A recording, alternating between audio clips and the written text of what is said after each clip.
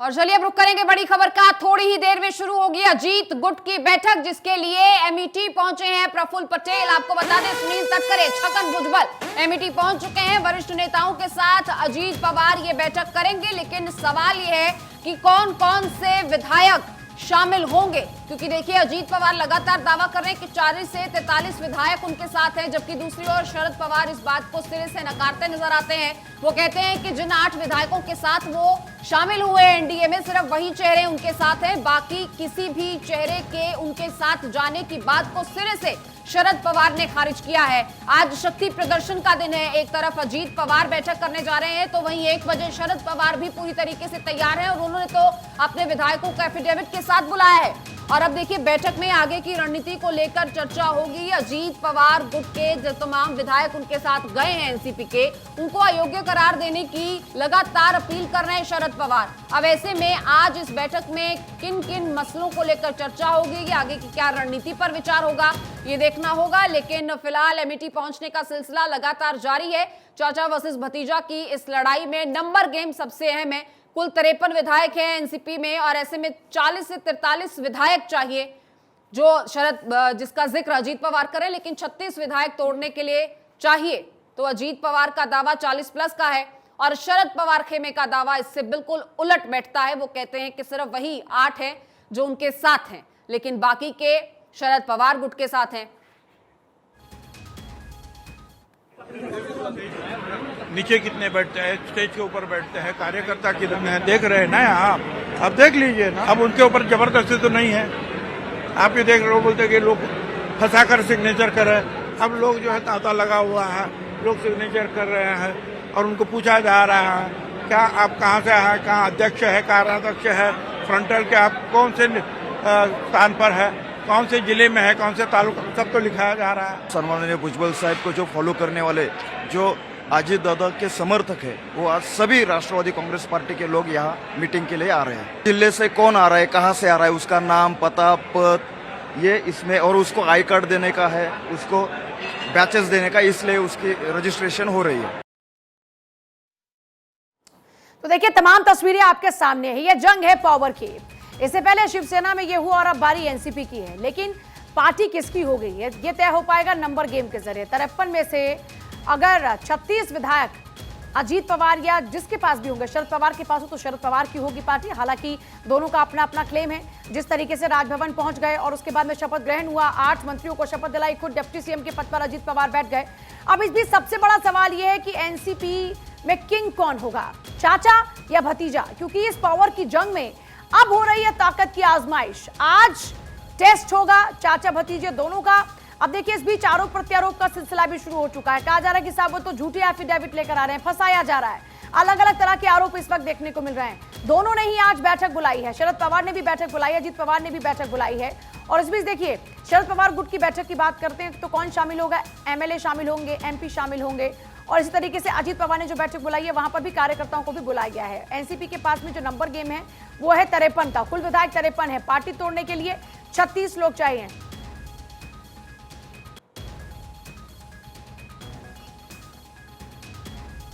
पहले अविनाश का रुख कर लेते हैं। अविनाश हमारे संवाददाता और जयंत हमारे साथ में खास मेहमान जुड़ रहे हैं। अविनाश का रुख करते हैं सबसे पहले। अविनाश, क्या तस्वीर है अभी? दोनों ही गुटों की ओर से अपने अपने कार्यकर्ताओं की, विधायकों की, सांसदों की बैठक बुलाई गई है। आज असल में सबसे बड़ी अदालत लगने वाली और ये अदालत होगी इन लोगों की आपस में, विधायकों की। तय करेंगे कि सच में कौन इनका मुखिया होगा। जी, जैसा कि आज बांद्रा में जो शक्ति प्रदर्शन का रखा गया है, इसमें धीरे धीरे कार्यकर्ता आने शुरू हो गए हैं। एमएलए और सब एनसीपी से जुड़े हुए जो बंडखोर बोले जाते हैं वो सब आने शुरू हो गए हैं अजीत पवार के ग्रुप के। और इसी के साथ में आपको बता दें कि जो ताजा अपडेट हमारे पास आ रही है, ऐसा कयास लगाया जा रहा है कि अजीत पवार के साथ में 40 से अधिक विधायक जाने के चांसेस बताए जा रहे हैं। वहीं 12 से 1 बजे के आसपास में शरद पवार जी ने जो मंत्रालय के सामने मुख्य कार्यालय पे जो मीटिंग रखा है, वहां पे भी लोग जाने के आसार लगाए जाए, लेकिन उनके साथ जो विधायकों की संख्या है वो लगातार कम होती जा रही है। और हालांकि उन्होंने शपथ पत्र भी मांगा है, जबकि इसके उलट अजीत पवार जी ने कोई भी इस तरह का शपथ पत्र नहीं मांगा है। लेकिन यहाँ पे आके बकायदा सबको अपनी साक्षर करना पड़ेगा पेपर में और अपनी सहमति दर्ज करानी पड़ेगी। जी बिल्कुल अविनाश, लौटूंगी आपके पास। जयंत भूषण साहब वरिष्ठ पत्रकार हैं, ये भी हमारे साथ बने हुए हैं। जयंत जी, इस पूरे मामले को देखें तो फिलहाल जो आंकड़ों का गेम है वही सर्वोत्तम नजर आ रहा है, सर्वोपरि वही नजर आ रहा है, लेकिन ये आंकड़ों का खेल किसके हक में भुगतेगा, फिलहाल इस पर तमाम असमंजस की स्थिति जो है वो बनी हुई है। एक बैठक अब है, एक बजे है, फिर दूसरी तरफ शिंदे गुट की भी बैठक है, तो ऐसी इनसिक्योरिटी हो गई है इस दल बदल के बाद। क्या लगता है कि ये आंकड़ों का खेल किसके हक में जा भुगतेगा, और दूसरी तरफ इमोशनल कार्ड भी खेलना शुरू कर दिया है शरद गुट ने? बिल्कुल, मुझे एकदम आपने बहुत अच्छा बोले कि एक इमोशनल कार्ड भी है, क्योंकि शरद पवार जी महाचाणक्य माना जाता है भारतीय राजनीति के। बिल्कुल। और शरद पवार जी ने बोले हैं कि मेरा फोटो, मेरा कोई पोस्टर में मेरा कोई छवि कोई यूज नहीं कर पाएंगे आप लोग, क्योंकि आप लोग मेरे नाम ले रहे हैं, लेकिन अजीत पवार जी के ये जो गुट है इसके ऊपर मेरा आशीर्वाद नहीं है। और अजीत पवार जी जो कर रहे हैं, वो जो बोल रहे हैं कि शरद पवार हमारे नेता है और हम एनडीए में जाना चाहेंगे। देखिए, अजीत पवार जी बहुत अच्छा पार्टी मैनेजर थे शरद पवार की। Sharad Pawar is the must leader, Ajit Pawar is the party manager. तो पार्टी मैनेजर का काम ही था एमएलए को साथ में रखना। और इस समय जब पवार के साथ जाना, मिनिस्टर बनना, पब्लिक अंडरटेकिंग का चेयरमैन बनना, मतलब जो साधन मिलेगा, इवन एनसीपी अगर पावर में आएगा तो सीबीआई एनफोर्समेंट का जो इशू है वो भी रिजॉल्व हो सकता है, ये उम्मीद है। और सेंटर में, पावर में, कैबिनेट में आने का भी संभावना कुछ लोगों को रहेगा। तो अभी देखना है शरद पवार का कंट्रोल, आप जो कह रहे हैं जो इमोशनल अटैचमेंट, वो बड़ी फैक्टर होगी या अजीत पवार। और देखिए, बीजेपी, मैं बार बार कह रहा हूं कि शिवसेना का जो स्प्लिट हुआ और आज जो एनसीपी का स्प्लिट होने जा रहा है, दोनों में बहुत अंतर है। शिवसेना के रूलिंग पार्टी थे, स्पीकर का इशू था, गवर्नर का इशू था, 2-3 दिन से चला।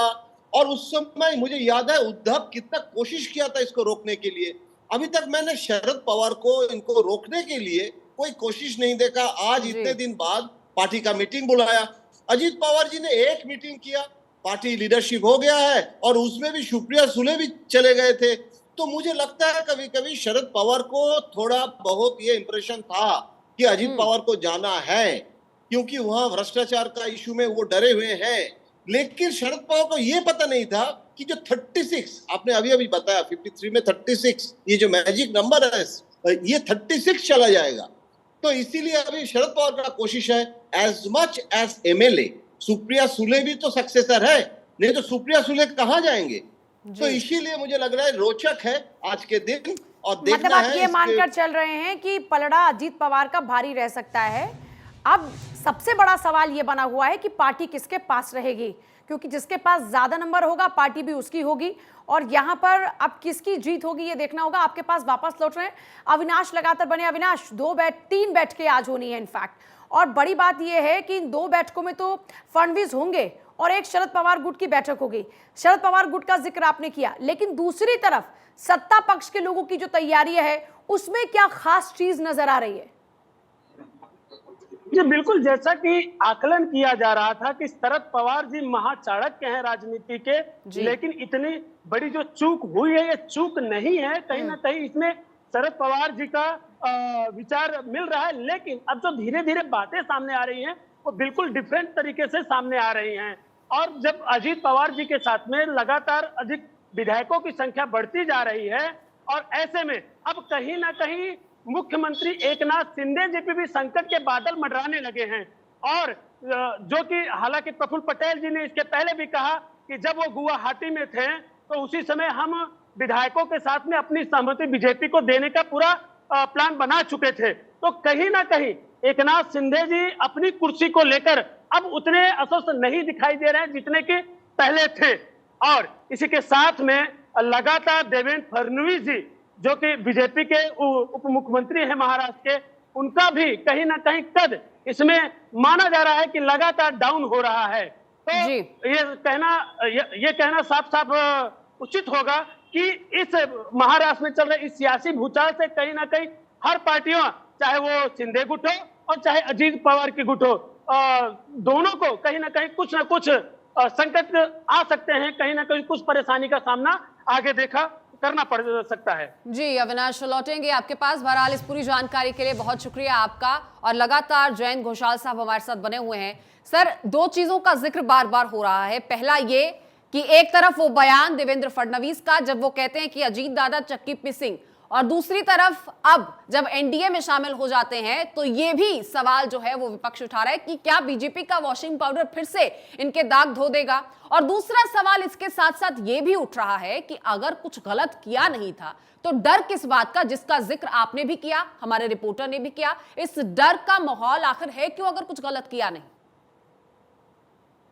देखिए, ये जो इशू है, जैसे शरद पवार और ये एनसीपी के भी स्पोक्स पर्सन बार बार बोल रहे हैं कि डरने से मतलब मेन फैक्टर डर के गया है। और प्रधानमंत्री जी ने जब खुद भ्रष्टाचार के इशू में अजीत पवार को भी टारगेट किए थे, उसके बाद बीजेपी कैसे एक्सेप्ट किए, ये सवाल बार बार चर्चा का विषय हुआ है। बिल्कुल। लेकिन मेरा जो अनुभव है कि कभी कभी मोदी जी और अमित शाह जी के जो सरकार है वो सीबीआई और एनफोर्समेंट के साथ राजनीति जो हम सोचते हैं कभी कभी नहीं होता है। अगर होता तो जो हम लोग सोचते थे कि अनिल अंबानी और गुजराती इंडस्ट्रियलिस्ट जो सबसे पहले मोदी जी को बोले थे कि प्रधानमंत्री के दावेदार हैं, मुझे अभी भी याद है वाइब्रेंट गुजरात में, अहमदाबाद में, अभी अनिल अंबानी के ऊपर कितना सीबीआई एनफोर्समेंट चल रहा है। अभी अभी अभी अभी तो टीना अंबानी के ऊपर भी कल हुई है। तो और देखिए, हमारे पश्चिम बंगाल के मुकुल रॉय जो बीजेपी में गए थे और सोचे थे कि कोई भ्रष्टाचार के मुद्दे में नहीं होगा, लेकिन वो इन्वेस्टिगेशन की जगह चल रहा है ना। जो सीबीआई, एक भी सीबीआई केस बीजेपी में ज्वाइन करने के बाद भी फिर उसमें एक ये बात आ जाती है ना जैन जी, खैर आज का विषय ये नहीं है, लेकिन फिर ये बात आ जाती है ना कि आपके ऊपर केस चल रहा है और आप एक तरफ कहते हैं कि पाक साफ लोग आपके साथ हैं, तो जिनके दामन पर दाग हैं उनको अपने साथ लाकर आप किस तरह की राजनीति का एक उदाहरण पेश कर रहे हैं, इस पर शायद एक लॉजिक आ जाता है। पर आज का सबसे बड़ा सवाल ये है कि एनसीपी किसकी, पर आज सबसे बड़ा सवाल ये है कि अब एनसीपी किसकी होगी। एक तरफ जहां अजीत पवार ने अपना दफ्तर शुरू कर दिया है और वो क्लेम कर रहे हैं कि पार्टी पर हक हमारा है क्योंकि आंकड़ा हम लोगों के पास ज्यादा है, समर्थक हमारे पास ज्यादा हैं, और वहीं शरद पवार है जो सिर्फ अभी देख रहे हैं, उनका ऑब्जर्वेशन चल रहा है। बिल्कुल, अभी पार्टी किसके साथ है वो मेजर, क्योंकि देखिए शरद पवार ऐसे पॉलिटिशियन हैं जो पासा उलट सकते हैं। क्योंकि इसके पहले आप याद कीजिए, जब उद्धव चीफ मिनिस्टर बने थे जी, उसके पहले भी अजीत पवार जी ने कोशिश किए थे बीजेपी के साथ जाके सरकार बनाने का। वो ज्यादा पुराने इतिहास तो नहीं हो गया है, लेकिन लास्ट मिनट में क्या ड्रामा हुआ और शरद पवार जी ने क्या खेल दिया और अजीत पवार फिर शरद पवार जी के पास आ गए। अभी देखिए, short term long term politics होते हैं। अगर अजीत पवार को भी सोचना पड़ेगा, शरद पवार जो कोशिश कर रहे हैं, क्योंकि फोन में मैंने सुना है अजीत पवार जी के साथ शरद पवार जी का फोन में अभी भी बात हुआ है। प्रफुल्ल पटेल ने खुद बोले हैं कि हम फोन में संपर्क में हैं। तो अभी शरद पवार ऐसे एक जगह पहुंच गए हैं, वहां से सबको अभी भी कंट्रोल और बात कर सकते हैं। वो कह रहे हैं कि लॉन्ग टर्म पॉलिटिक्स में बेनिफिटेड नहीं होंगे, मतलब आप आज मंत्री बन सकते हैं, आपका और ज्यादा तरक्की हो सकता है, मेटेरियलिस्टिक गेन हो सकता है। बिल्कुल, एक सॉफ्ट कॉर्नर जयंती लगातार देखने को मिल रहा है। और क्या इसकी तस्दीक ये बात भी करती है कि प्रफुल्ल पटेल को तो निष्कासित कर दिया गया है, लेकिन अजीत पवार को लेकर अभी भी कोई इस तरह का स्ट्रॉन्ग एक्शन नहीं लिया गया है शरद पवार की तरफ से। क्या अभी भी वो मास्टरमाइंड काम कर रहा है? जिस तरह से चाणक्य का जिक्र होता है, क्या अभी भी कोई चाणक्य नीति है जिसका लगातार जिक्र हो रहा है और शरद पवार उसे एग्जीक्यूट कर देंगे? बिल्कुल, मुझे तो कभी कभी ये लगता है कि शरद पवार जो महाचाणक्य हैं और उनके अपने एमएलए जो है वो एकदम मतलब हाथ के रेखा के जैसे देख सकते हैं और उनको पता ही नहीं चला। और देखिए, अचानक गुरु पूर्णिमा के दिन ड्रामा हुआ है, मानता ही नहीं, ये तो बहुत दिन से चल रहा है। और प्रफुल्ल पटेल के बारे में मुझे ये जानकारी मिला था कि वो धीरे धीरे शरद पवार से ज्यादा अजीत पवार के पास जा रहे हैं। इसीलिए ना प्रफुल्ल पटेल को जनरल सेक्रेटरी बनाया गया था सुप्रिया सुले के साथ, कि वो बैलेंस किया कि Supriya Sule is Sharad Pawar successor but Praful Patel actually close to Ajit Pawar. तो अजीत पवार और सुप्रिया सुले दोनों मिला तो प्रफुल्ल चले गए और शरद पवार के साथ अभी भी बात हो रहा है और सुप्रिया सुले को शरद पवार कह रहे हैं कि मीटिंग में जाने के लिए और देखने के लिए। तो मुझे कभी कभी लग रहा है कि शरद पवार का दो हाथ में लड्डू हम लोग कहते थे ना, कि मतलब दो हाथ में लड्डू राजनीति तो नहीं है। जो महाराष्ट्र में इसके पहले शरद पवार 24 इयर्स में 18 साल पवार के साथ रहा, मतलब कभी सोनिया गांधी के साथ, कभी शिवसेना के साथ। ये जो पॉलिटिकल मैनिपुलेशन तो आप ये कह रहे हैं कि चाचा की ही राह पर भतीजे ने चलना स्वीकार किया, वो भी हमेशा पावर के साथ रहे और भतीजे ने भी उसी राह को पकड़ा है कि हमेशा पावर के साथ रहो तो सत्ता का सुख भी मिलेगा और सुरक्षा भी। और इसमें सबसे एकदम सही आप जो बोल रहे हैं, एकदम वन लाइनर बोल दिए हैं मेरे इतने बोलने के बाद। मैं कह रहा हूं कि शरद पवार सबसे खुश होते अगर सिर्फ अजीत पवार चले जाते और रिजॉल्व कर लेते सीबीआई एनफोर्समेंट, और सबसे अच्छा होता कि बाकी एमएलए सुप्रिया सुले के साथ रहते। लेकिन BJP why they will accept only Ajit Pawar, क्योंकि बीजेपी का कोई खतरा तो नहीं था सरकार गिरने का। जैन जी, इस लिहाज से तो संदेश ये गया ना कि अजीत पवार पार्टी पर हावी हो गए, शरद पवार से ज्यादा इंप्रेसिव इफेक्टिव अजीत पवार हो गए, और जिनको हम चाणक्य कह रहे हैं, महाचाणक्य कह रहे हैं, ये उनकी इमेज के लिए तो अच्छा नहीं है। नहीं है, और आपने सही बोल रहे हैं। और दो फैक्टर इसमें हम ऐड करेंगे, सिर्फ शरद पवार एनसीपी के लिए नहीं, एक तो महाराष्ट्र में जो विरोधी जो प्रतिपक्ष हैं उनके हालत देखिए। राहुल गांधी और शिवसेना के ऊपर इसका असर क्या हो सकता है, क्या अच्छा हो सकता है? और सेटबैक सिर्फ एनसीपी का है, वो अपोजिशन ऑफ महाराष्ट्र का सेटबैक नहीं है, इसमें तो BJP is the beneficiary.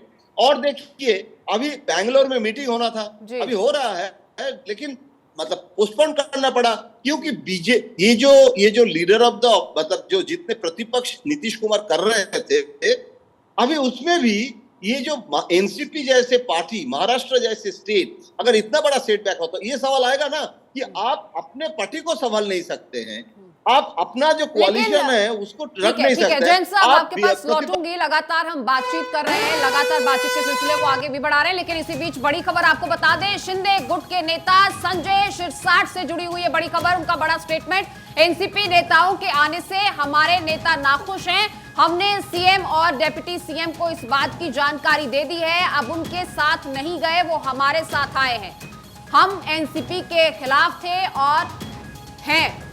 Sanjay Shirsat का ये बयान सामने आया, शिंदे गुट के नेता संजय शिरसाट का ये बड़ा स्टेटमेंट, एनसीपी नेताओं के हमारे साथ आने से वो नाखुश हैं, ये भी उन्होंने कहा। तो देखिए लगातार शिंदे गुट की जो नाराजगी है वो एक बार फिर से अब सामने आ रही इन तमाम बयानों के जरिए, क्योंकि आपको याद होगा जब शिंदे अलग हुए थे तो एकनाथ शिंदे ने भी अजीत पवार के ही नाम का हवाला दिया था और जिक्र किया था कि वो किस तरह से एकाधिकार से पार्टी चलाते हैं और सत्ता चलाते हैं। तो ऐसे में एकनाथ शिंदे इसी नाम से अलग हुए थे, इसी नाम से उनकी नाराजगियां थी और अब वही अजीत पवार एनडीए में शामिल हो गए। और देखिए इस बीच एक और बड़ी खबर महाराष्ट्र की सियासत से ही जुड़ी है, बड़ी खबर है, सीएम शिंदे को सताने लगा है कुर्सी जाने का डर। शाम 7 बजे बुलाई है अपने सभी विधायकों की बैठक, अजीत के आने के बाद से खफा चल रहे हैं शिंदे। देखिए अभी शिरसाट के स्टेटमेंट का जिक्र हम करते, सबसे पहले शिरसाट ने इस बात का जिक्र किया था और आप देखिए जो नाखुशी है वो जग जाहिर हो रही है। एकनाथ शिंदे को अपनी कुर्सी का खतरा इस वक्त नजर आ रहा है। हालांकि देखिए अलग अलग तरह की चर्चाएं हैं, कैबिनेट विस्तार में चर्चा इस बात को लेकर भी हो रही कि जो 7 अगले कैबिनेट मिनिस्टर होंगे वो एकनाथ शिंदे के कोटे से होंगे और 7 बीजेपी। लेकिन दूसरी तरफ जो उनके अपने समर्थक है, अपने विधायक है, उनमें नाराजगी बढ़ती जा रही है। उन्हें यह लग रहा है कि अजीत पवार के आने के बाद चीजें खराब हो सकती हैं और इस बात की वो जानकारी देते हुए शिरसाट कह रहे हैं कि साहब हमने तो मुख्यमंत्री और उप मुख्यमंत्री दोनों को इस बात से अवगत भी करा दिया है।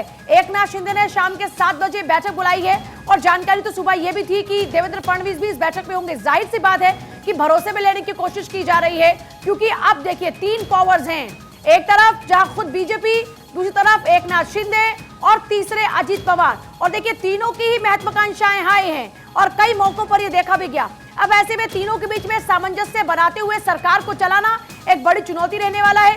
अब एकनाथ शिंदे के ऊपर देखिए जिस तरीके से संकट अब भी मंडरा रहा है, अब एक बात यह भी निकल कर आई कि कहीं ना कहीं एक बैकअप प्लान भी बीजेपी का हो सकता है।